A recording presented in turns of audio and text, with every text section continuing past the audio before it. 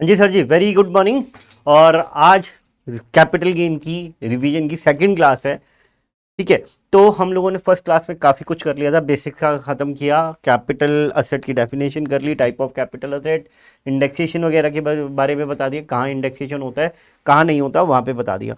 ठीक है, तो मैंने आज क्या करना है आपके साथ, आज अगर मैं बात करूँ तो आज मैं कॉस्ट ऑफ एक्विजिशन की बात करूँगा।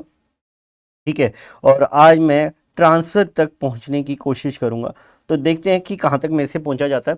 तो कॉस्ट ऑफ एक्विजिशन और कॉस्ट ऑफ एक्विजिशन के साथ कॉस्ट ऑफ इम्प्रूवमेंट भी हो जाएगा। तो काफ़ी चीज़ें करनी है और एक आध प्रैक्टिकल क्वेश्चन समझाते हुए आगे बढ़ना है। मैंने सेक्शन 51 जहाँ पे अर्नेस्ट मनी की बात होती है, एडवांस मनी रिसीव की बात होती है, वो भी करनी है।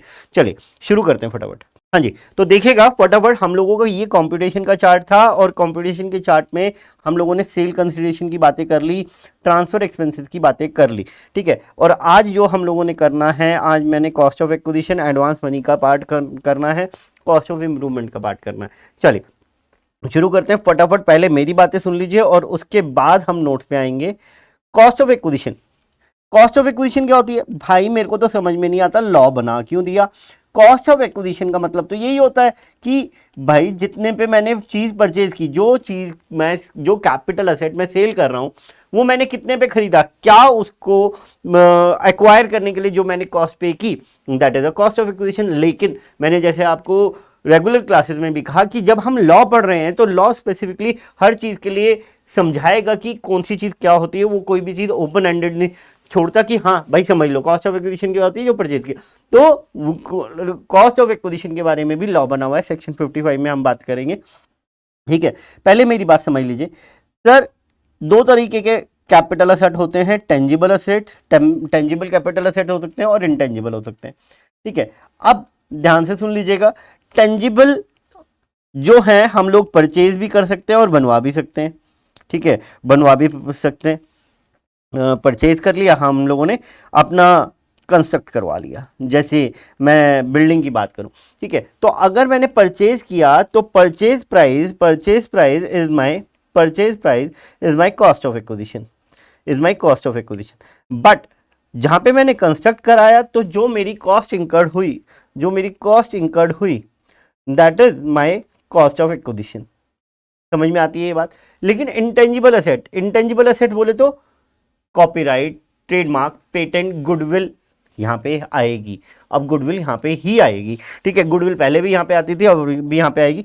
अब इनके बारे में समझिएगा कि इंटेंजिबल असेट्स अगर आपने एक्वायर किए हैं, ध्यान से सुन लीजिएगा इस चीज को, क्योंकि कॉस्ट ऑफ एक्विजिशन का मेन पार्ट यही है, वरना तो टेंजिबल असेट्स के लिए तो समझ में आता ही है, टेंजिबल असेट्स के लिए तो समझ में आती है। इंटेंजिबल असेट्स की बात हो रही है, एक्वायर किया या फिर सेल्फ जनरेटेड है।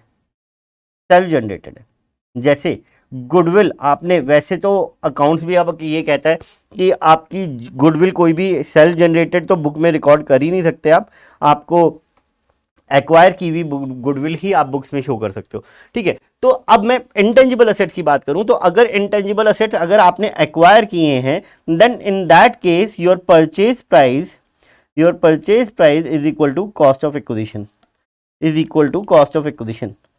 ठीक है, whereas in case of self generated, अगर सेल्फ जनरेटेड गुडविल होगी, सेल्फ जनरेटेड कोई भी इंटेंजिबल असेट होगा, उसमें बीसी श्रीनिवासा शेट्टी की केस की वजह से इन्होंने एक चीज़ कर दी कि सेल्फ जनरेटेड असेट्स जो इंटेंजिबल असेट्स होंगे उनकी कॉस्ट ऑफ एक्विजिशन निल मानी जाएगी। वरना वहाँ पे हमारा चार्जिंग मैकेनिज्म ही फेल हो रहा था कि जिस चीज़ की कॉस्ट ही नहीं है उसके ऊपर कैपिटल गेन कैसे निकाला जाए। तो ये हम लोगों ने बात कॉस्ट ऑफ एक्विजिशन की। जरा एक बार फटाफट देखिएगा, कॉस्ट ऑफ एक्विजिशन की बातें कर लेते हैं। तो मैं पेज नंबर 5 पे हूँ, section 55 subsection 2, cost of acquisition. Cost of acquisition is the price paid by the assessee, the amount which assessee has incurred for the acquisition of the asset. ठीक है ना, expenses for completing the title और part of acquisition, ठीक है ना, on the part of acquisition is also considered as a cost of acquisition, part of cost of acquisition. मतलब क्या कि मैंने गाड़ी खरीदी, गाड़ी तो आई सर एक्स शोरूम इतने की पड़ी, उसको रजिस्ट्रेशन कराया, इंश्योरेंस वगैरह कराया, तो वो जो मिला के जो बना वो कॉस्ट ऑफ एक्विजिशन। सर गाड़ी तो हमारी कैपिटल एसेट ही नहीं होती, नलायकों, ऐसी बातें मत करना। जब बिजनेस के लिए लिया तो वो कैपिटल एसेट ही है, ठीक है, ये बात अलग है, उसको ब्लॉक में इंक्लूड करके डेप्रिसिएशन लगाना है। लेकिन जब आपने पर्सनल पर्पस के लिए लिया तो वो आपके पर्सनल इफेक्ट की चीज़ है और उसके ऊपर डेप्रिसिएशन नहीं आएगा, ठीक है। नेक्स्ट आगे चलें। Following are the some special cases for determining the cost of acquisition. Cost of acquisition in case of intangible assets in relation to capital asset। कौन कौन सा capital asset? being goodwill of a business, trademark, brand name associated with a business, or right to manufacture, produce or process any article or thing, or article or thing, or right to carry on any business or profession। Tenancy right, stage carriage permit, loom hours. तो ये सारी चीज़ें मैंने detail में class में discuss की हुई है। टेनेंसी राइट मैंने किराए पे ली हुई थी चीज़ें, वो राइट किसी और को दे दिए। स्टेज पे कैरियज परमिट मैंने गाड़ी चलाने का परमिट लिया हुआ था, वो किसी और को दे दिया। लूमार्स हैंडलूम इंडस्ट्री जहाँ पे होती हैं वहाँ पे उनको इलेक्ट्रिसिटी आज अलॉट किए जाते हैं। मेरे पास इलेक्ट्रिसिटी आवर्स थे लेकिन मेरे पास कोई कॉन्ट्रैक्ट नहीं था, तो मैंने वो लूमार्स किसी को भेज दिए, तो वो सारे इंटेंजिबल असेट्स में आएंगे। तो इंटेंजिबल असेट इफ परचेज, तो कॉस्ट ऑफ एक्विजिशन क्या होगी? Amount of purchase price. If self generated, तो कॉस्ट ऑफ एक्विजिशन क्या मान ली जाएगी? निल मान ली जाएगी। असेट एक्वायर्ड बिफोर 1/4/2001, ये मैंने आपको पहले ही बता दिया, कल की क्लास में, लास्ट क्लास में बता दिया था। Where the asset become the property of the assessee before 1/4/2001, तो उसके लिए कॉस्ट ऑफ एक्विजिशन क्या मानी जाएगी? एक्चुअल कॉस्ट ऑफ एक्विजिशन और fair market value which ever is beneficial for the assessee. और बेनिफिशियल वो कौन सी मान के चलेगा? बेनिफिशियल वो कौन सी मान के चलेगा? ज्यादा वाली, हाँ जी, ठीक है जी। आगे, it is to be noted that the CII is given from 2001 to and onward where the capital asset became the property before 1/4/2001, CII is always 100। कल बता दी ये बात, ये पॉइंट जरा ध्यान से देख लेना। इन case of land and building fair market value, अगर 1/4/2001 से पहले की बात हो रही है तो फेयर मार्केट वैल्यू कभी भी स्टैम्प ड्यूटी वैल्यू से ज़्यादा की नहीं मानी जाएगी। ऑब्वियस सी बात है, कॉस्ट ऑफ एक्विजिशन ज़्यादा से ज़्यादा रहेगी तो कैपिटल गेन कम आएगा। तो मैंने 1/4/2001 से पहले की कोई प्रॉपर्टी खरीद रखी थी, उसकी फेयर मार्केट वैल्यू होती है उस टाइम पे जी 15 लाख रुपए, तो मैं उसकी कॉस्ट 15 लाख रुपए मान के कैपिटल गेन निकलवाना चाहता हूँ, जबकि उसकी स्टैम्प ड्यूटी वैल्यू ही 12 लाख रुपए थी। तो यहाँ पे उन्होंने कहा कि स्टैम्प ड्यूटी वैल्यू से ज़्यादा की आपकी फेयर मार्केट वैल्यू नहीं मानी जाएगी, ठीक है ना।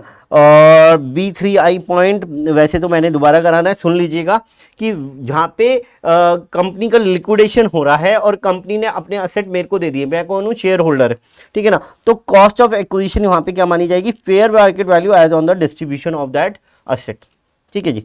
उसके बाद इसमें ही 55 सबसेक्शन 2 का क्लॉज AC है, जो कि हम लोगों ने बाद में डिस्कस करना है क्योंकि ये सेक्शन 112A से रिलेटेड है। RM अरुणाचलम का केस आ रहा है, हम लोगों ने क्लास में कंसिडर किया था और उसको डिटेल में पढ़ लिया था। ये आपके नोट्स में अगर आ रहा है तो इसे काट दीजिएगा क्योंकि ICAI ने इसे हटा दिया है, नहीं करना ये। कॉस्ट ऑफ इंप्रूवमेंट, अब कॉस्ट ऑफ इंप्रूवमेंट क्या होती है बेटे? आपके CA इंटर लेवल के लिए बात करूं, ऑल्दो आहूजा सर का क्वेश्चन बैंक देखेंगे, सिंघानिया सर का अगर क्वेश्चन बैंक देखेंगे, वहाँ पे बहुत सारे क्वेश्चंस ऐसे दिए गए हैं जहाँ पे कॉस्ट ऑफ इंप्रूवमेंट की थोड़ी डिटेल में बात होती है केस लॉस के साथ। लेकिन हम लोगों ने CA इंटर लेवल पे कितना करना है, मैंने ग्राउंड फ्लोर बना दी, फर्स्ट फ्लोर बना दी। देखो अब मेरी बात जरा ध्यान से सुनना, ग्राउंड फ्लोर बना दी, मैंने एक प्लॉट लिया था, बिल्डिंग बनी बनाई ली थी ग्राउंड फ्लोर, और फर्स्ट फ्लोर बना दी, that is my cost of improvement, that is my cost of improvement, capital expenditure जिसकी वजह से असेट की वैल्यू बढ़ रही है। तो cost of improvement is a capital expenditure incurred by the assessee in making any addition or improvement to the capital asset. It also include the expenditure incurred to protect or complete the title. मैंने अपना दावा पेश करने के लिए, ये property मेरी है, उसको उसका हक जताने के लिए कोर्ट में केस लड़ा, तो वो भी मेरे कॉस्ट ऑफ इंप्रूवमेंट का पार्ट माना जाएगा। अब यहाँ पे समझने वाली बात क्या है वो जरा ध्यान से देखिएगा। पहली बात, कॉस्ट ऑफ इंप्रूवमेंट 1/4/2001 से पहले अगर कोई बियर की है वो इग्नोर करनी है। 1/4/2001 को या उसके बाद जो कॉस्ट ऑफ इंप्रूवमेंट बियर की है वही कंसिडर की जाएगी, ठीक है ना। और उसके बाद जो इंटेंजिबल असेट्स हैं उनके लिए कोई कॉस्ट ऑफ इंप्रूवमेंट कंसिडर नहीं की जाती। In relation to a capital asset being goodwill of a business, right to manufacture etcetera etcetera, cost of improvement taken to be nil. उसके बाद in any other case in any other case, मतलब tangible assets की बात कर रहा है ये। तो cost of improvement borne on और आफ्टर 1/4/2001। क्लियर है जी। यहाँ पे कुछ लिखा हुआ है जो कि मैं आपके साथ बाद में डिस्कस कर लूंगा, जब मैं आपके के साथ सेक्शन 47 डिस्कस करूंगा। आज हो सकता है वहां पे पहुंच जाऊं। कॉस्ट ऑफ नॉलेज सेशन देखिएगा, cost of improvement incurred on और before 1/4/2001 shall not be considered, ये मैंने आपको बता दिया। कॉस्ट ऑफ इंप्रूवमेंट, ये पॉइंट आपका इंपॉर्टेंट है, जरा ध्यान से समझ लीजिएगा। मेरा कोई कैपिटल एसेट जैसे लैंड एंड बिल्डिंग है, 2 साल बाद लॉन्ग टर्म हो जाती है, तो मैंने अगर 10 साल पुरानी है मेरी बिल्डिंग और उसके ऊपर अभी 1 साल पहले ही फर्स्ट फ्लोर बनाई है, तो वो फर्स्ट फ्लोर क्या होएगी सर, वो कॉस्ट ऑफ इंप्रूवमेंट होएगी। लेकिन बिल्डिंग ऑलरेडी 10 साल पुरानी है और जो फर्स्ट फ्लोर बनाई है वो 1 साल पहले ही बनाई है, तो जो फर्स्ट फ्लोर है क्या वो भी इंडेक्स होगी। कहता है कि अगर जिस कैपिटल एसेट के लिए आप कंप्यूटेशन कर रहे हैं, अगर वो एसेट लॉन्ग टर्म है तो उसकी कॉस्ट ऑफ इंप्रूवमेंट भी हमेशा ही इंडेक्स होगी। तो second point is important, cost of improvement will always index in case of where the cost of improvement is incurred on a long term capital asset even if it is incurred within 36, 24 और 12 months as the case may be। समझ में आती है जी, done है, ये बात हो गई। ठीक है, इसके हिसाब से मैं एक क्वेश्चन भी आपके साथ डिस्कस कर लेता हूँ, छोटा सा। सर ज़्यादा बड़ा नहीं, छोटा सा ही क्वेश्चन डिस्कस करेंगे। ये है आपका 21, 22, ठीक है, और ये है 2001, 2002, नहीं उससे भी पहले जाते हैं जी, 97, 98, ठीक है। इसमें आपके फादर साहब ने एक 50 लाख रुपीज़ की बिल्डिंग ली थी, 50 लाख रुपीज़ की बिल्डिंग ली थी, और इसमें 2013-14 में इन्होंने फर्स्ट फ्लोर बनवा दिया, फर्स्ट फ्लोर बना दिया 20 लाख रुपीज़ लगा के, और अभी अभी 2021 में इन्होंने सेकंड फ्लोर बनाया है, वो भी 20 लाख रुपए लगा के, ठीक है। और अब आपके साल में, इस साल में इसे सेल कर दिया, सेल कंसिडरेशन है 120 लाख, और एसजीवी है 130 लाख, ठीक है जी। तो आप इसकी कैलकुलेशंस वगैरह करें, और मैं आपके साथ एक बात और कर लेता हूँ कि एफएमवी एज ऑन 1/4/2001, इसकी एफएमवी है इस बिल्डिंग की 70 lakh, where SGV as on 1/4/2001 is 63 lakh. ठीक है जी, मैंने जितनी बातें अभी तक की हैं वो सारी चीज़ें यहाँ पे कवर कर ली हैं, तो ज़रा ध्यान से देखना मेरे भाई। अगर मैं इसकी कंप्यूटेशन करने की बात करता हूँ, ठीक है, तो सबसे पहले सेल कंसिडरेशन, तो सेल कंसिडरेशन मेरे को कितनी लेनी है, आपने नोट बनाना है, आपने नोट डालना है, नोट नंबर 1, और नोट नंबर 1 में आपने आराम से डिस्कशन करना है सेक्शन 50C, क्योंकि यहाँ पे एसजीवी 130 लाख है और सेल कंसिडरेशन है 120 लाख। 120 लाख का 10% निकालेंगे जो कि आएगा 12 लाख, उसमें ऐड करेंगे तो 132 लाख बनता है, तो वेरिएंस विद इन 10% है, तो इस वजह से सेल कंसिडरेशन मेरी 120 लाख ही ले ली जाएगी, 120 लाख ही ले ली जाएगी, ठीक है। उसके बाद बात आती है यहाँ पे minus index cost of acquisition, अब जब इंडेक्स कॉस्ट ऑफ एक्विजिशन लेनी है तो अगेन यहाँ पे आपको नोट डालना पड़ेगा, क्योंकि मैंने आपको नोट के थ्रू ये बात बताई कि आपने प्रॉपर्टी, यहाँ पे डिटेल में आपको ये बात लिखनी पड़ेगी फिर दोबारा कि प्रॉपर्टी एक्वायर्ड बिफोर 1/4/2001, तो यहाँ पे हम लोगों ने जो प्रॉपर्टी की फेयर मार्केट वैल्यू है which shall not exclude the stamp duty value, और actual cost of acquisition whichever is higher वो लेना है। तो आप उसको मद्देनजर रखते हुए कि आपने किसको, पहले तो इन दोनों में से मैक्सिमम स्टैम्प ड्यूटी वैल्यू ली जा सकती है, तो 63 लाख आया, 63 lakh will be compared with 50 lakh, तो उस केस से उस हिसाब से ये 63 लाख बनेगा, तो 63 लाख इंटू 319 क्या होना था, CII देखें भाई, CII कहाँ गया, मेरे CII कहाँ गए यार, पीछे होंगे, just give me a moment sir ji, हाँ ये आ गए CII भाई, कितना है 317, मेरे को याद नहीं रह रहा आजकल, 317 डिवाइडेड बाय 100, ठीक है। उसके बाद इंडेक्स कॉस्ट ऑफ इम्प्रूवमेंट जो कि आया 20 लाख रुपीज, 20 लाख।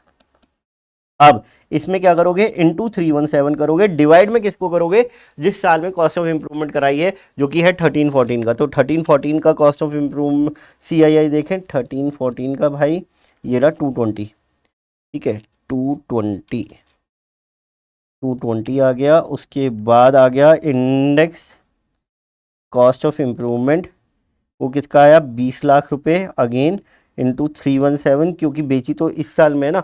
और 2021 का CII भी लेना पड़ेगा आपको सर, वो तो विद इन 1 ईयर की इंकर किया गया, तब भी लेना पड़ेगा आपको 2021 का 301। और इसके हिसाब से आप सारी वैल्यूज लिखते हुए अपना लॉन्ग टर्म कैपिटल गेन निकाल देंगे। मैं कैलकुलेशन में नहीं पढ़ रहा, मेरे को रिवीजन करानी है। समझ में आती है बात? डन है जी। तो ये हो गया मेरा कॉस्ट ऑफ एक्विजिशन का पार्ट। अब मैं आगे चलता हूँ, आगे अगेन एक इम्पॉर्टेंट चीज़, सेक्शन 51 एडवांस मनी रिसीव्ड।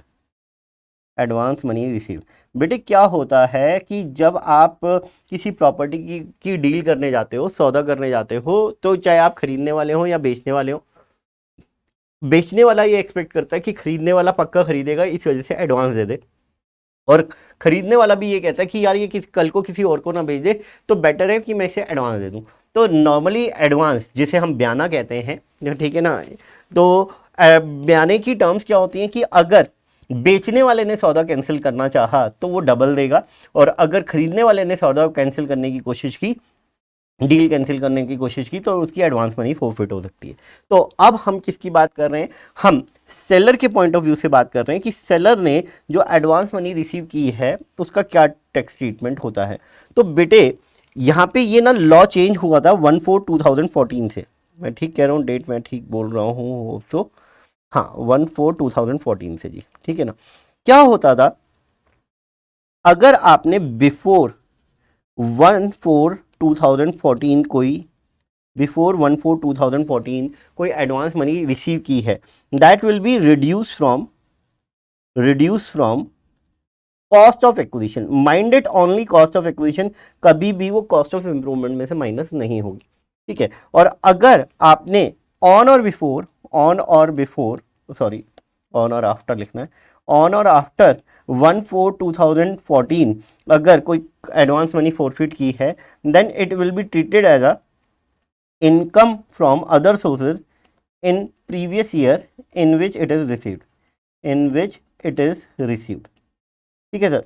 तो आपने ये समझ लेना है कि 1/4/2014 के बाद अगर कोई एडवांस मनी फोरफिट की आपने, तो आपको क्या करना है कि वो जिस साल में रिसीव की होगी उसी साल में इनकम फ्रॉम अदर सोर्सेज में इंक्लूड करके टैक्सेबल कर दी होगी। लेकिन अगर 1/4/2014 से पहले कोई एडवांस मनी रिसीव की है तो वो कॉस्ट ऑफ एक्विजिशन में से माइनस होगी। अभी एक चीज़ और समझ लेना कि सपोज करो आपके क्वेश्चन ऐसे अटपटे आते हैं, आप कहते हैं कि सर मेरी कॉस्ट ऑफ एक्विजिशन तो है 10 लाख और मेरे को एडवांस मनी मिल गई है 15 लाख, तो क्या करूंगा बेटे। पहली बात तो ये जो 5 लाख रुपीज आपके एक्स्ट्रा आ गए, that is a capital receipt, और आपको इस कैपिटल रिसीट पे नो इनकम टैक्स, कोई इनकम टैक्स देने की ज़रूरत नहीं है। बहुत इन्फॉर्मेशन वाली बात है, ध्यान से समझ के चलेगा। उसके बाद अब इस केस में जब आप डील करेंगे तो कॉस्ट ऑफ एक्विजिशन आपकी निल मानी जाएगी, -5 लाख नहीं होगी, ठीक है ना। तो निल हो जाएगी और आपको जो एक्स्ट्रा 5 लाख रुपए मिले that is a capital receipt, that is not taxable anywhere in income tax, ठीक है। अब सर 1/4/2001 के बाद वाले केसेस आएंगे मेरे पास तो पहले वाले केसेस आ नहीं सकते। क्यों नालायको, ऐसी बातें मत किया करो गंदी गंदी। क्यों सर बताओ जरा समझाओ। बेटे ये 2021 है, सॉरी ये आपका 21-22 है, आपका प्रीवियस ईयर है। और आपके फादर साहब ने 97-98 में अगर प्रॉपर्टी खरीद ली थी 50 लाख रुपए की, ठीक है। उसके बाद फादर साहब के पास अगर कोई 2005-2006 में आया था और उसने 10 लाख रुपीस एडवांस दिए थे फादर साहब को, और फादर साहब ने, क्योंकि वो डील क्रैक नहीं हो पाई, क्लोज नहीं हो पाई, तो फादर साहब ने वो 10 लाख रुपीस फोरफिट कर लिए। और उसके बाद 2021 में कोई नया बायर आया और उससे भी 5 लाख रुपए फोरफिट कर लिए, और फाइनली ये प्रॉपर्टी यहाँ पे 120 लाख की बिकी। तो जब आप कॉस्ट ऑफ एक्विजिशन लेंगे 50 लाख रुपीज में से, ये वाला जो 10 लाख है, माइंडेड ये वाला जो 10 लाख है, ये वाला जो पहले वाला 10 लाख है, ये वाला तो माइनस हो जाएगा क्योंकि ये 2014 से पहले आया है, तो ये वाला माइनस हो जाएगा, ये वाला माइनस होएगा, और ये वाले का आप कुछ नहीं करेंगे, लेकिन आप नोट डाल के आएंगे कि sir this 5 lakh is received during the previous year 2021 and it is taxable under the head income from other sources in previous year 2021, that is assessment year 21-22। ठीक है, तो यहाँ पे आप 36 लाख को इंडेक्स करके अपनी चीज़ें कंप्लीट करेंगे। तो ये मत सोचिएगा कि सर एडवांस मनी तो 1/4/2014 से बाद वाली आएगी मेरा केस में, तो इस वजह से मेरे को कुछ करने की जरूरत नहीं है। मैंने आपको डिटेल में बातें समझा दी। चले आगे, तो ये पेज नंबर 7 पे एडवांस मनी रिसीव्ड, ये मैंने ख़त्म करा दिया। ठीक है, बिफोर वाली बात भी हो गई और आफ्टर वाली बात भी हो गई। अच्छा जी, नेक्स्ट नेक्स्ट नेक्स्ट मैंने 50C करा दिया, 55A हो गया, 50CA, हाँ जी, वैल्यूएशन 50CA भी हो गया, 50D वगैरह तो ठीक है। ठीक है, अब आइए सर, देखिए जब हम कैपिटल असेट की डेफिनेशन देखते हैं, तो कैपिटल असेट की डेफिनेशन देखते हुए वो कहता है कि कोई कैपिटल असेट अगर आपने ट्रांसफर किया ड्यूरिंग द प्रीवियस ईयर, ठीक है, उसके ऊपर कैप गेन लग जाएगा इररिस्पेक्टिव ऑफ दैट कि आपने पैसा रिसीव किया या नहीं किया, दैट इज 45(1). ठीक है ना, तो हम लोगों ने कैपिटल असेट 214 देख लिया। अब हम लोगों को ये समझना है कि एक्चुअल में ट्रांसफर होता क्या है।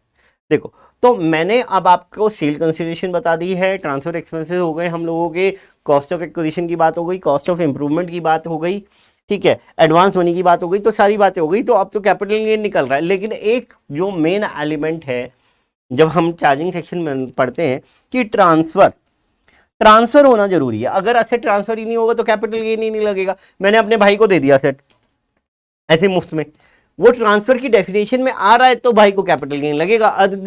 अगर भाई को नहीं फॉल कर रहा है ट्रांसफर की डेफिनेशन में, भाई को दिया हुआ असेट, तो कैपिटल गेन नहीं लगेगा।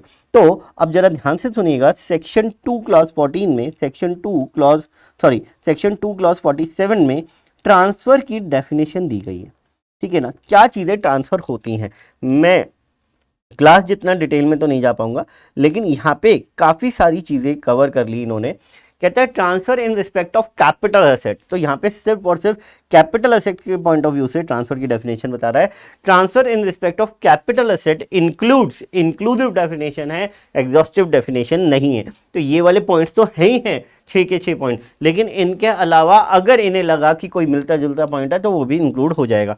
तो पहली बात सेल जहाँ पे एक बंदा दे रहा है, दूसरा बंदा ले रहा है और बदले में सेल कंसिडरेशन मिल रही है। ठीक है ना, तो सेल एक्सचेंज बार्टर हो रहा है। ठीक है ना, मैंने कुछ दिया, तूने बदले में कुछ दे दिया, तो वो भी ट्रांसफर की डेफिनेशन में इंक्लूड है। रिलिंक्विशमेंट और एक्सटिंग्विशमेंट क्लास में काफी डिटेल में डिस्कस किया था। उसके बाद कंपलसरी एक्विजिशन। अब एक बात देखो, जब हम कॉन्ट्रैक्ट सेल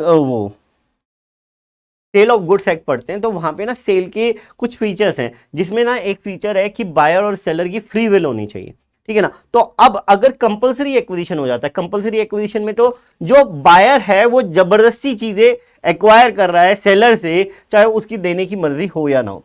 ठीक है ना, तो यहाँ पे कंपलसरी एक्विजिशन को भी सेल की डेफिनेशन में रखा गया, लेकिन thereof under any law के तहत अगर कोई कंपलसरी एक्विजिशन है। ये नहीं है मैं किसी को गन पॉइंट में दिखा के जबरदस्ती कोई चीज एक्वायर कर लूं तो भी सर वो ट्रांसफर तो मानी जाएगी, कैपिटल गेन है और लॉ के हिसाब से नहीं। यहाँ पे compulsory acquisition thereof under any law, और इसके लिए फिर इन लोगों ने एक्सेप्शनल सेक्शन बनाया, सेक्शन 45(5), जो कि हम बाद में डिटेल में पढ़ेंगे। उसके बाद in case where the asset is converted by the owner और treated by him as a stock in trade of a business carried on by him.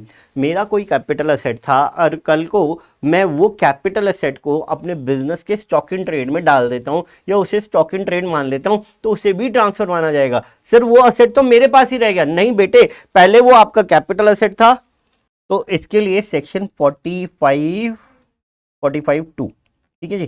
तो हम बाद में पढ़ेंगे मैच्योरिटी और redemption of zero coupon bond. ये बात समझ लीजिएगा थोड़ा सा ध्यान से कि अगर जीरो कूपन बॉन्ड में कंपनी हो और मैंने 100 रुपये का एक जीरो कूपन बॉन्ड आपको इशू कर दिया है 55 रुपीज़ में, तो रिडम्पशन के टाइम पे जो आपको 100 रुपीज़ मिलेंगे उसको कैपिटल असेट की रिडम्पशन माना जाएगा, मतलब कैपिटल असेट की एक तरह से सेल माना जाएगा, उसे ट्रांसफर माना जाएगा और उस पर कैपिटल गेन लगेगा, उसके ऊपर कहीं से कहीं तक भी वो कोई इंटरेस्ट इनकम नहीं मानी जाएगी। उसके बाद possession of any immovable property to be taken और retained in part performance of a contract. सीधी सीधी बात है, अगर प्रॉपर्टी को बेचा गया, रजिस्ट्री नहीं हो रही है और पावर ऑफ अटॉर्नी के बेसिस पे बेचा गया, तब भी उसे ट्रांसफर माना जाएगा, ठीक है ना। उसके बाद वो 6 पॉइंट है जहाँ पे आप किसी कोऑपरेटिव सोसाइटी के मेंबर बनने की वजह से वहाँ के फ्लैट का पोजीशन आपको मिल जाता है। किसी कंपनी के शेयर्स एक्वायर करने की वजह से अगर आपको कंपनी कोई फ्लैट वगैरह या कोई प्रॉपर्टी के पोजेशनल राइट दे देती है तो उसे भी ट्रांसफ़र माना जाता है। तो ये चीज़ें मेरी ट्रांसफ़र की डेफिनेशन में कवर हो गई हैं सर। अब यहीं पे मेरी एक और इम्पॉर्टेंट चीज़ आती है, वो है ये, ठीक है ना। ये पार्ट बड़ा ही इंपॉर्टेंट है, इसमें बहुत सारे केसेस हैं लेकिन जिनके ऊपर प्रैक्टिकल क्वेश्चन आता है मैं मेजरली वो काम कभी करा रहा हूँ क्योंकि रिवीजन क्लास है। पहले 6 या 7 पॉइंट जो हैं वो काफ़ी इंपॉर्टेंट है। देखिएगा, मैंने सेक्शन 47 को, सेक्शन 49 एंड 242A को इकट्ठा रखा है क्या ये समझिएगा सर। ये केसेस जो अब मैं बताने जा रहा हूँ सेक्शन 47, ये 2 क्लॉज 47 में ट्रांसफर की डेफिनेशन थी। अब हम क्या बात कर रहे हैं, section 47 transactions not regarded as transfer, not regarded as transfer, ठीक है। अब हम कुछ ऐसी ट्रांजैक्शंस की बात करेंगे जहां पे उन ट्रांजैक्शन को ट्रांसफर ही नहीं माना जाता। मतलब क्या, अब मैंने जैसे एक एग्जांपल लिया था, अगर मिस्टर राम, मिस्टर भरत जो उनके ब्रदर हैं, ठीक है ना, मिस्टर ब्रदर को अगर कोई असेट ट्रांसफर कर देते हैं without consideration, that will not be treated as a transfer, that will not be treated as a transfer as per section 2 clause 47। वो सेक्शन 47 की ट्रांजेक्शन में आ जाती है, ठीक है। तो उसके अलावा मैं बात करूं, अगर बहुत इंपॉर्टेंट चीजें, distribution of asset on a total और पार्शियल पार्टीशन ऑफ एचयूएफ।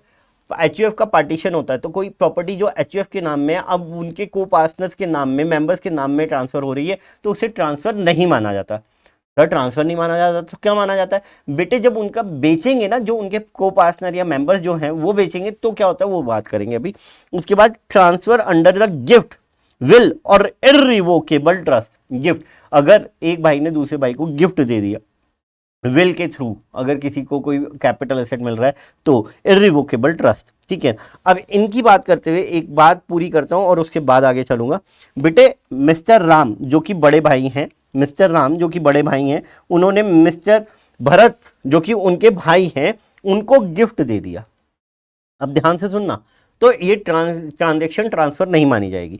तो मिस्टर राम ने 2001, यहाँ पे मेरी बातें बहुत ध्यान से सुन लो, उसके बाद मैं बाकी के केस कराऊंगा क्योंकि यहाँ पे मेरे को practical question, cost of acquisition, cost of improvement की एक बार बात करके खत्म करनी है फिर दोबारा।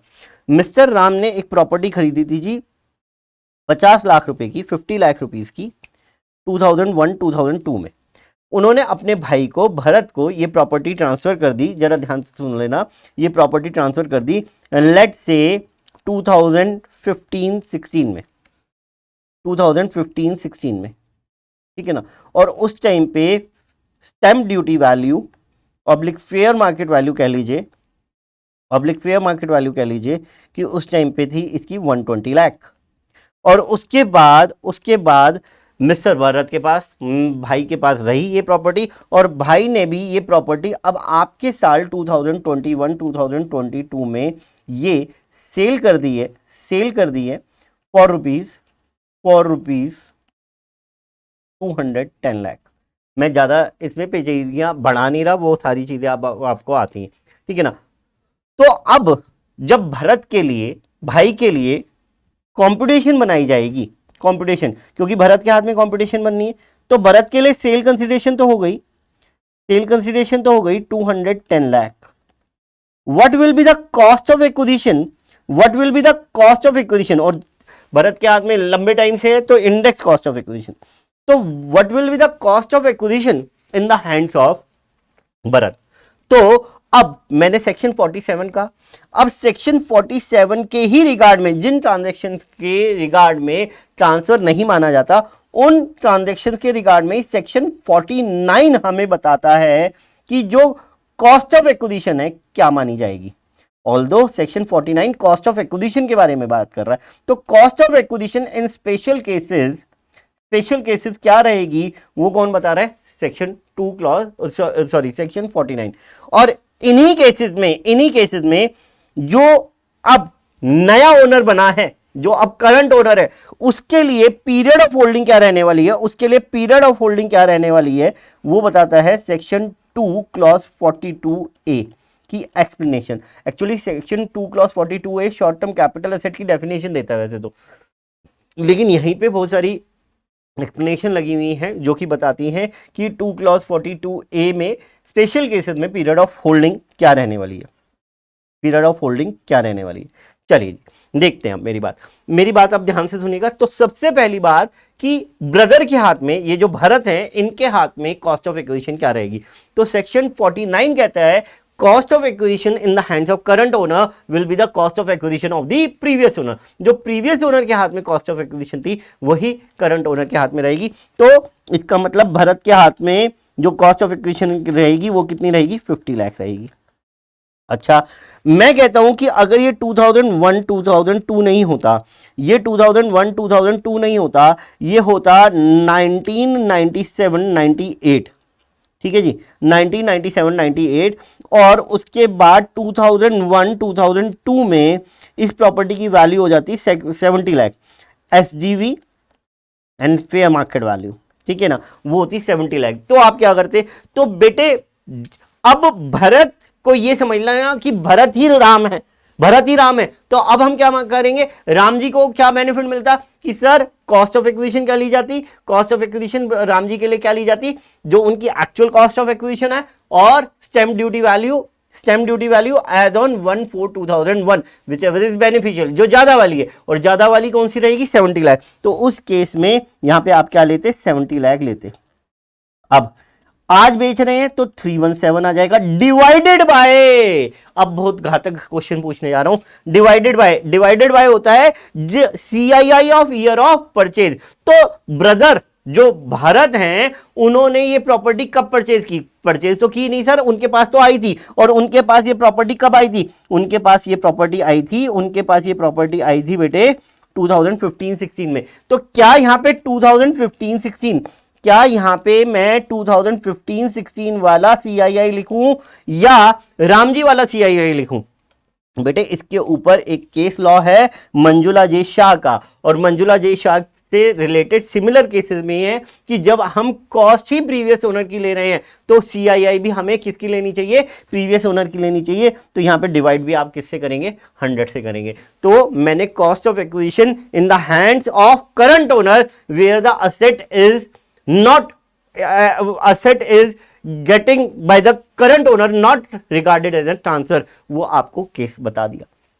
साथ ही साथ सर जरा एक बात और बताओ सर, कॉस्ट ऑफ इंप्रूवमेंट क्या होगा बेटे, कॉस्ट ऑफ इंप्रूवमेंट बहुत ध्यान से समझ लेना, कॉस्ट ऑफ इंप्रूवमेंट जो भरत जी ने कराई है वो तो कंसिडर की जाएगी, लेकिन जो प्रीवियस ओनर ने कराई है कॉस्ट ऑफ इंप्रूवमेंट वो कंसिडर नहीं की जाएगी। मतलब क्या सर, अगर हम कहते हैं कि राम जी ने 2005-2006 में इस पे फर्स्ट फ्लोर बनाया था, और भरत जी ने 1819 में यहाँ पे सेकंड फ्लोर बनाया था, तो ये जो सेकंड फ्लोर की इंप्रूवमेंट कॉस्ट है वो तो यहाँ पे कंसिडर की जाएगी, लेकिन जो उन्होंने किया था वो कंसिडर नहीं की जाएगी। I'm sorry, मेरी थोड़ी सी गड़बड़ हो गई। मैंने क्या कहा, मैंने आपको कहा कि प्रीवियस ओनर की कॉस्ट ऑफ इंप्रूवमेंट कंसिडर नहीं की जाएगी, प्रीवियस ओनर की अर्नेस्ट मनी कंसिडर नहीं की जाएगी। प्रीवियस ओनर ने अगर राम जी ने कोई एडवांस मनी रिसीव की थी तो वो कंसिडर नहीं की जाएगी, उनकी कॉस्ट ऑफ इंप्रूवमेंट कंसिडर की जाएगी। कॉस्ट ऑफ इंप्रूवमेंट तो ये भी माइनस करनी है आपने, ये भी माइनस करनी है और ये भी माइनस करनी है। लेकिन एडवांस मनी जो भरत ने ली होगी वही आपने माइनस करनी है या इनकम फ्रॉम अदर सोर्सेज में दिखानी है। जो राम जी ने अगर कोई अर्नेस्ट मनी को फॉरफिट की थी तो वो आप कंसिडर नहीं करेंगे। ठीक है जी, तो ये बात क्लियर हो गई और ये बातें यहाँ पे लिखी हुई भी हैं, आप एक बार गो थ्रू कर लीजिएगा। एडवांस मनी ये देख लो, प्रीवियस ओनर की कंसीडर नहीं की जाएगी, मैंने आपको लिख दिया। और यहाँ पे ऐसा कुछ नहीं लिखा हुआ था, मेरे से गलती हो गई, लेकिन मैं अपनी बात फिर दोबारा रेक्टिफाई कर रहा हूँ। करंट ओनर की, प्रीवियस ओनर की, दोनों की कॉस्ट ऑफ इंप्रूवमेंट ली जाती है, लेकिन earnest money, advance money forfeited जो है करंट ओनर की ली जाती है, प्रीवियस ओनर की नहीं ली जाती। उसके अलावा और कौन कौन से केसेस है, तो मैंने ये केस आपको बता दिया, ये केस आपको बता दिया, ठीक है, पहला और तीसरा केस बता दिया। सर ये पहले के बाद दूसरा आता है, बिट में ना जो लॉ में सीक्वेंसिंग दे रखी है उसी से चल रहा हूँ, सेक्शन 47 का क्लॉज आई, क्लॉज 3I और अब क्लॉज 4। बेटे अगर होल्डिंग कंपनी सब्सिडरी कंपनी को कोई कैपिटल एसेट ट्रांसफर करती है तो वो ट्रांसफर नहीं माना जाएगा। इसी तरह सब्सिडरी कंपनी अगर होल्डिंग कंपनी को कोई एसेट ट्रांसफर कर देती है तो उसे भी ट्रांसफर नहीं माना जाएगा। सर होल्डिंग और सब्सिडरी होती क्या है बेटे, आपने अकाउंट्स में नहीं पढ़ा, लेकिन यहाँ पे एक्चुअल में अकाउंट वाला रूल चलना भी नहीं है।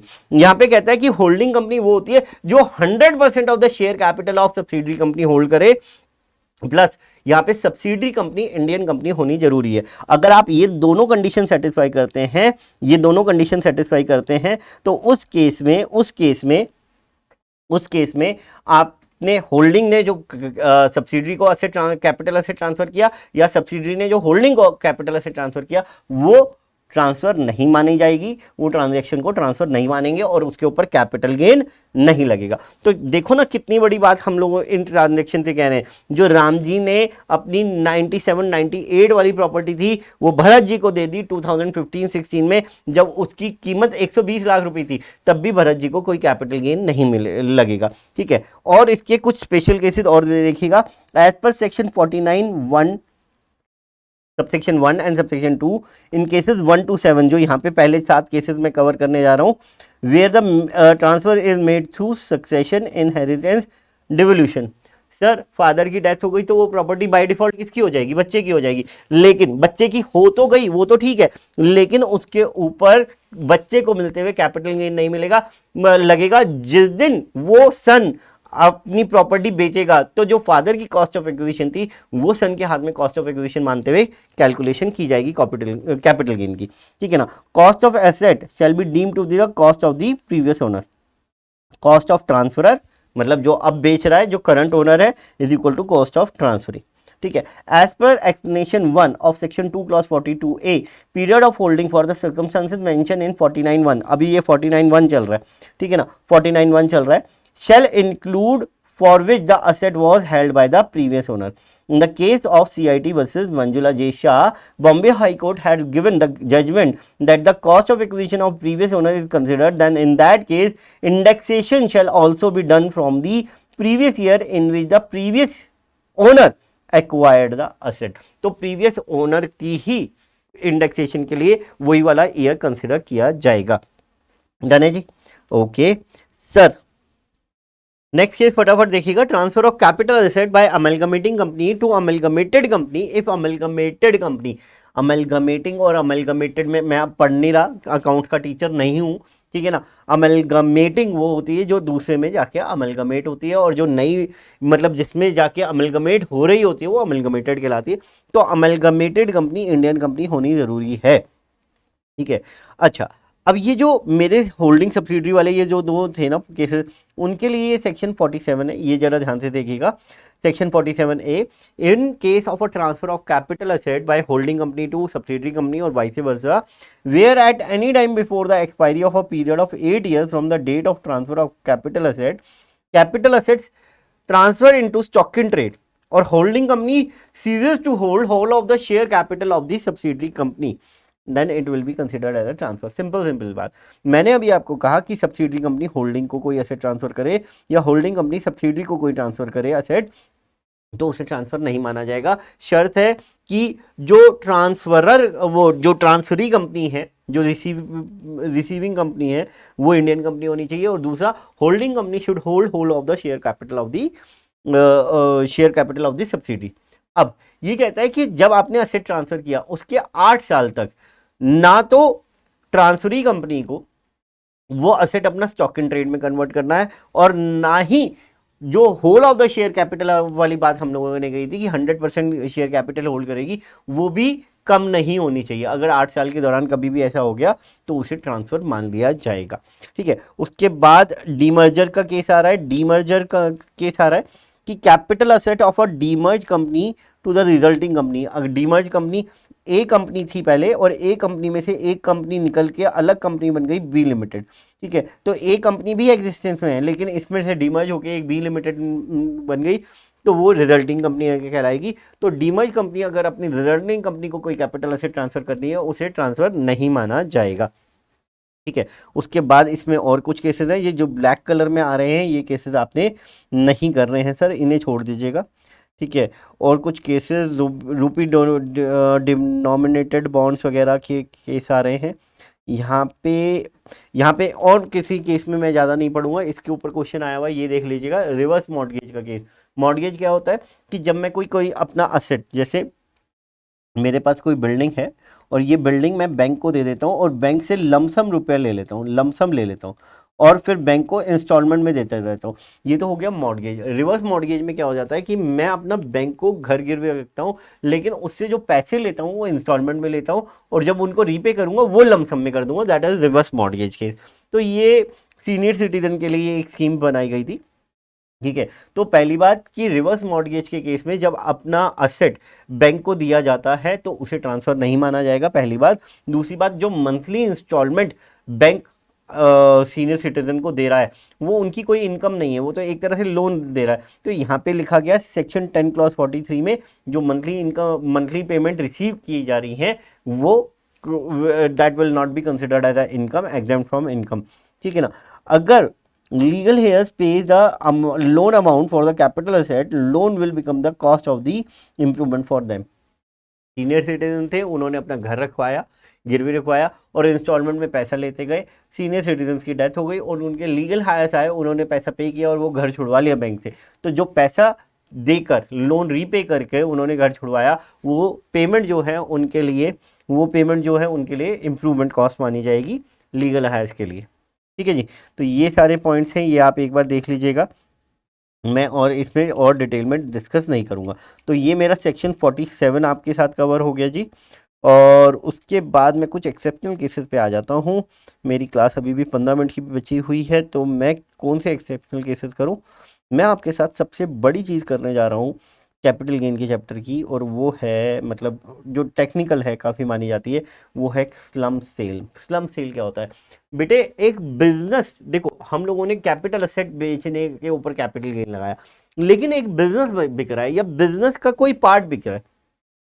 बिजनेस बहुत सारे प्रोसेसेस में होता है, बिजनेस के बहुत सारे सेगमेंट्स होते हैं।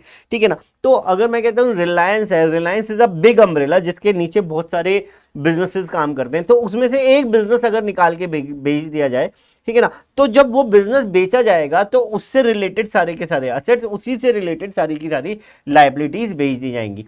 ठीक है, तो वो जब भी, क्योंकि उसी से रिलेटेड सारे के सारे असेट्स एंड लाइबिलिटीज बेची जाएंगी, तभी उसे बिजनेस चल पाएगा वो इंडिपेंडेंटली, अगर अदरवाइज नहीं। मतलब क्या कि अगर मैं कहूं कि रिलायंस के बहुत सारे बिजनेसेस हैं, ठीक है, शेयर कैपिटल, डिबेंचर, ये चीज़ें कॉमन है, लेकिन लोन्स वगैरह हर बिजनेस के अपने अपने अलग अलग होंगे। जैसे पेट्रोलियम का अलग होगा, फैब्रिक्स का अलग होगा, रिटेल का अलग होगा। ठीक है, तो ये सारे अलग अलग होंगे। तो यहाँ पे जब हम बिजनेस बेचने की बात कर रहे हैं तो पूरा का पूरा बिजनेस यहाँ पे पूरा का पूरा बिजनेस बिक रहा है। पेट्रोलियम वाला अगर बिजनेस बिक रहा है तो पेट्रोलियम की ही रिफाइनरीज, पेट्रोलियम की बिल्डिंग, पेट्रोलियम के ही लोन्स वगैरह सारे के सारे बिक रहे हैं। तो वहां पे सबसे बड़ी बात है, यहाँ पे एक डेफिनेशन मैं आपको दिखाना चाह रहा हूँ। यहाँ पे एक डेफिनेशन की बात करता है, undertaking. What do you mean by undertaking? तो स्लम सेल का मतलब देखिएगा पहले पॉइंट नंबर 4 में, means the transfer of one और more undertaking by any means for a lump sum consideration without value being assign to a particular asset और liability. वहां पे हम किसी पर्टिकुलर असेट एंड लाइबिलिटी को कोई वैल्यू नहीं करते, हम पूरे बिजनेस की वैल्यू निकालते हैं, लगाते हैं। ठीक है ना। और यहाँ पे फिर उसने अंडरटेकिंग का मतलब बताया, undertaking include any part of the undertaking, unit और डिवीजन ऑफ अंडरटेकिंग और बिजनेस एक्टिविटी। तो उसको उसको अंडरटेकिंग माना जाता है, उसको अंडरटेकिंग माना जाता है। तो पार्ट ऑफ द बिजनेस बिक रहा है, लेकिन बिजनेस ऐसे बिक रहा है कि वो अपने आप में एक बिजनेस कंसिस्ट करता है, ठीक है। उसके बाद क्या कहता है कि अगर हम जब, वैसे तो उसने ऊपर बोला कि पर्टिकुलरली कोई असेट्स एंड लायबिलिटीज की वैल्यू डिटरमाइन नहीं की जाएगी, ठीक है ना, इस सेल में, लेकिन कहता है कि अगर किसी पर्टिकुलर पर्पस से हमें असेट्स की या लायबिलिटीज की वैल्यू डिटरमाइन करनी पड़ जाए तो वो यहां पे कंसिडर नहीं करेंगे। मतलब क्या, मैंने बिजनेस बेच दिया जी, पेट्रोलियम का बिजनेस बेचा 10,000 करोड़ में, 10,000 करोड़ में, लेकिन जब क्या कहते हैं बिल्डिंग जो थी जब सामने वाले को ट्रांसफर की जा रही थी तो स्टैम्प ड्यूटी वैल्यू किसी पर्टिकुलर वैल्यू पे लगती है, तो वो वैल्यू यहां के लिए कंसिडर नहीं की जाएगी। हमारा तो ये माना जाएगा कि हमने 10,000 करोड़ में पूरा का पूरा बिजनेस बेच दिया। For the removal of doubt, it is hereby declared that determination of the value of asset and liability for the sole purposes of the stamp duty registration fees shall not be regarded as a assignment of values to the individual assets and liabilities. So मेरी बात clear हो गई होगी। Capital gain निकालते हैं कैसे हैं sir? Capital gain कैसे निकालते हैं सर? कैपिटल गेन निकालते हैं sale consideration, sale consideration minus cost of acquisition या इंडेक्स कॉस्ट ऑफ एक्विजिशन। अब बेटे जब मैं स्लम सेल की बात कर रहा हूं तो जितने का मैंने बिजनेस बेचा, जैसे 10,000 करोड़ का बेचा तो 10,000 CR तो यहां पे आ गया। How will I get to know the cost of acquisition of a business? तो बिजनेस की कॉस्ट ऑफ एक्विजिशन क्या मानी जाएगी? बिजनेस की कॉस्ट ऑफ एक्विजिशन होती है नेट वर्थ। और नेट वर्थ कैसे निकाली जाती है बेटे? नेट वर्थ निकाली जाती है, नेट वर्थ निकाली जाती है assets, assets minus liabilities, assets minus liabilities. अब मेरी बात बहुत ध्यान से सुनिएगा, मेरी बात बहुत ध्यान से सुनिएगा। पहली बात, जब हम स्लम सेल की बात कर रहे हैं, जब हम स्लम सेल की बात कर रहे हैं तो वो लॉन्ग टर्म भी हो सकती है और शॉर्ट टर्म भी हो सकती है। सर लॉन्ग टर्म और शॉर्ट टर्म कैसे पता लगाएंगे? बेटे अगर अंडरटेकिंग 3 साल से पुरानी है, ठीक है ना, 3 साल से पुरानी है, पीरियड ऑफ होल्डिंग उस अंडरटेकिंग की, वो अंडरटेकिंग 3 साल से ज्यादा हो चुकी है तो वो लॉन्ग टर्म मानी जाएगी। अदरवाइज पीरियड ऑफ होल्डिंग उस अंडरटेकिंग की 3 साल तक की है या कम की है तो उसे शॉर्ट टर्म माना जाएगा। लेकिन ध्यान से सुनेगा, यहां पे रेड कलर से लिख रहा हूं नो इंडेक्सेशन। अगर आपकी लॉन्ग टर्म भी है तो भी उसका इंडेक्सेशन नहीं होगा। इसके ऊपर क्वेश्चन मैंने करा रखे हैं, एग्जाम में 2 क्वेश्चन आए थे, दोनों क्वेश्चन मैंने करा रखे हैं। अब बात आती है कि कॉस्ट ऑफ एक्विजिशन कैसे निकालेंगे? बेटे कॉस्ट ऑफ एक्विजिशन निकालेंगे नेटवर्थ। और नेटवर्थ कैसे निकाली जाती है? अकाउंट में पढ़ा जाता है असेट्स माइनस लायबिलिटी, ऐसे निकाली जाती है नेटवर्थ। तो सर यहाँ पे असेट की वैल्यू क्या लेंगे? कहता है बेटे असेट 3 तरीके के होते हैं, एक तो डेप्रिशिएबल असेट होते हैं, एक 35 AD वाले होते हैं, एक अदर्स होते हैं। तो अगर कहता है कि जो डेप्रिशिएबल असेट्स हैं तो इनकम टैक्स में जितनी उनकी डेप्रिशिएबल वैल्यू आ रही है वैसे निकाल लेना, और यहाँ पे इंडिविजुअल असेट जो ट्रांसफर किए गए हैं उनकी वैल्यू निकालोगे, और 35 AD वालों को तो लेके जाओगे, ठीक है ना। डेप्रिशिएबल असेट की WDV ले लेना, और 35 AD टाइप के कोई असेट ट्रांसफर कर रहे हो तो उनको नील पे लेके जाओगे, और इन दोनों के अलावा कोई असेट है तो उनको बुक वैल्यू पे लेके जाओगे। जैसे जो पेट्रोलियम वाला बिजनेस है उसके डेटर्स, डेटर्स की तो कोई WDV नहीं होती, ना ही वो नील वैल्यू पे है, तो वो किस पे जाएंगे? बुक वैल्यू पे। इसी तरीके से लायबिलिटीज को भी किस पे लेके जाओगे? बुक वैल्यू पे लेके जाओगे। तो ये आप निकाल लोगे, ये सारी चीजें यहाँ पे इसकी कॉस्ट ऑफ एक्विजिशन बनेगी, और उसके बाद लॉन्ग टर्म या शॉर्ट टर्म कैपिटल गेन निकलेगा। लेकिन लॉन्ग टर्म के केस में भी इंडेक्सेशन नहीं होगा। ये था मेरा स्लम सेल। कितने छोटे में समझा दिया, इससे ज्यादा छोटे में समझाने की तो और कुछ कोशिश हो नहीं सकती। फटाफट स्लम सेल पढ़ते हैं। Any profit and gains arising from the slump sale. Slum sale का मतलब हम लोगों ने पढ़ लिया जहां पे बिजनेस या बिजनेस का कोई पार्ट बिक रहा हो, ठीक है ना। In the previous year shall be chargeable to income tax as capital gain and deem to be the income of the previous year in which transfer took place. Transfer took place एक तरह से ये charging section create कर रहा है slump sale के case में। जब ट्रांसफर हो गया जब भी सेल मान ली जाएगी, इररिस्पेक्टिव ऑफ दैट कि पैसा कब मिला। Where undertaking own and held by the assessee for more than 36 month immediately preceding the date of transfer from such transfer shall be deemed to be the short term capital gain not more than 36 month, ठीक है ना। अगर मोर than 36 month है तो उसके ऊपर long term माना जाएगा। सेल कंसिडरेशन कैसे निकालेंगे? Sir sale consideration fair market value of the capital asset on the date of transfer calculated in a prescribed manner. वो कैसे निकाली जाएगी? 11 UAE के अकॉर्डिंग निकाली जाएगी। shall be deemed to be the full value of consideration received और accruing as a result of transfer of capital asset. उसके बाद cost of acquisition and cost of improvement क्या होगी सर, वो होगी नेटवर्थ। और नेटवर्थ कैसे निकाली जाती है वो अभी हम देख लेते हैं। लेकिन यहाँ पे however no indexation in case of long term capital asset, क्योंकि जब सारे एसेट जा रहे हैं, कुछ ऐसे होंगे जो 3 साल से पुराने होंगे, कुछ ऐसे होंगे जो छोटे होंगे, लेकिन कुछ भी हो जाए हम कॉस्ट ऑफ इंप्रूवमेंट की, कॉस्ट ऑफ एक्विजिशन की कहीं से कोई इंडेक्सेशन नहीं करेंगे। सर नेटवर्थ निकालने के लिए एक काबिल बंदा जो माना जाता है वो माना जा रहा है चार्टर्ड अकाउंटेंट। तो नेटवर्थ कैसे आई है वो चार्टर्ड अकाउंटेंट से सर्टिफिकेट बना के दे देना जी हमें, ठीक है। नेटवर्थ का मतलब है assets and assets minus liabilities, ठीक है जी। और असेट्स में क्या लेंगे, डेप्रिशिएबल असेट्स के केस में WDV ले लेंगे। कोई भी ऐसा असेट जिसका पूरा का पूरा 100% खर्चा अगर आपने इनकम टैक्स में क्लेम कर लिया है, लाइक 35 AD, तो उसकी वैल्यू कितनी लेंगे, निल लेंगे। सेल्फ जनरेटेड गुडविल और बिजनेस प्रोफेशन वो भी हम निल लेंगे, और अदर एसेट्स की बुक वैल्यू लेंगे। सर लाइबिलिटी के बारे में तो लिखा ही नहीं, अबे नलायक लाइबिलिटी को तो हमेशा ही बुक वैल्यू पे लेंगे। अच्छा, इग्नोर ऑल रिवैल्यूएशन। सर हमने ना चालाकी कर दी। क्या चालाकी कर दी, हम लोगों ने पहले से ही प्लान कर रखा था कि 10 साल बाद जो है ना हम लोग स्लम सेल करेंगे, तो हम लोगों ने क्या किया, अपवर्ड रिवैल्यू कर दिया असेट। क्योंकि हम लोगों को कॉस्ट ऑफ एक्विजिशन ज्यादा दिखाने का तरीका क्या है, या तो असेट की वैल्यू ज्यादा हो जाए या लाइबिलिटीज की वैल्यू कम हो जाए। लाइबिलिटी की वैल्यू कम होएगी नहीं, क्योंकि कोई देनदार क्यों कहेगा भैया मेरे को कम पैसा दे दे, लेकिन असेट की वैल्यू मैं ज्यादा बढ़ा सकता हूं, कैसे, बाय डूइंग द रिवैल्यूएशन। तो वो कहता है ignore all revaluation ji.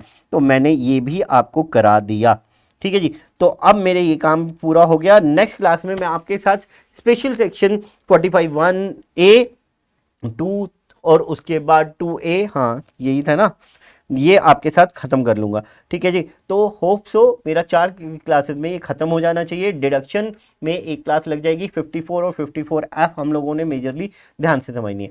Thank you friends.